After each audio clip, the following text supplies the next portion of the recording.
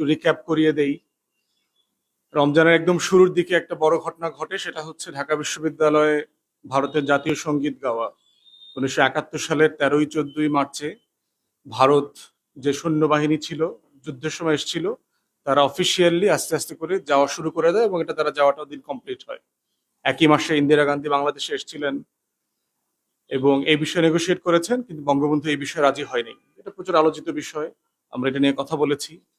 গণ ইফতার বাংলাদেশে এই সময়টাতে খুব প্রচুর আলোচিত হয়েছে। গণ ইফতারের উপরে হামলা হয়েছে সারা দেশে বিভিন্ন জায়গায়, ক্যাম্পাসে, বিশ্ববিদ্যালয় এবং বাইরে। এর ভিতরে বুয়েটে প্রচুর আন্দোলন হচ্ছে, আপনারা জানেন। ছাত্রলীগের দখলদারিত্বের ব্যাপারে তারা ক্যাম্পাস দখল করতে চায় এবং তাদের পক্ষে সর্বসাকুল্যে 6 জন ছাত্রলীগ নেতাকর্মীকে তারা হাজির করতে পেরেছে বুয়েটে রাজনীতির পক্ষে।